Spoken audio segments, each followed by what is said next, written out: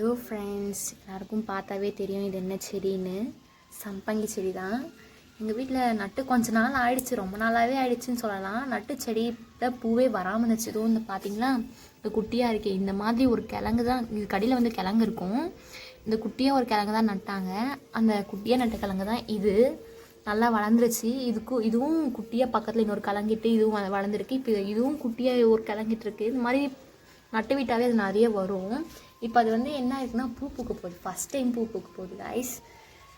எப்படி வரும்னா, இதில் பூ ஃபஸ்ட்டு இங்கே பார்த்தீங்களா, ரொம்ப ஸ்ட்ராங்காக ஒரு தண்டு இருக்குல்ல, இந்த மாதிரி தண்டு நீளமாக வளர்ந்து பார்த்தீங்கன்னாவே தெரியும், ரொம்ப நீளமாக இருக்குது. இப்படி நீளமாக வளர்ந்து கொஞ்சம் கொஞ்சமாக அப்படி வந்து பூவிடும். நான் 1 வீக் முன்னாடி பார்த்தேன். அப்போ வந்து இவ்வளோ தூரம் வளர்ந்துருந்துச்சு தண்டு. அப்புறம் இந்த மாதிரி குட்டியாக அதில் இருந்துச்சு, இப்படியெல்லாம் வளரல.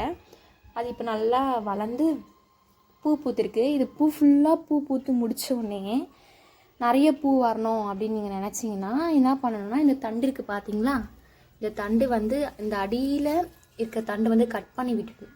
அப்போ தான் இது இன்னொரு தண்டுன்னு வந்து அதிகமாக பூக்களை வந்து கொடுக்கும். ஏன் இந்த தண்டை கட் பண்ணிடணும் அப்படின்னு சொல்கிறேன்னா, இந்த தண்டு அப்படியே இருந்துச்சுன்னா மொத்த எனர்ஜி இந்த தண்டு எடுத்துக்கும். ஃபுல் பூ பூத்து முடிச்சோடனே இந்த தண்டை கட் பண்ணி விட்டோம்னா மட்டும்தான் பக்கத்தில் இன்னொரு தண்டுன்னு வந்து அதிகமான பூக்களை கொடுக்கும்.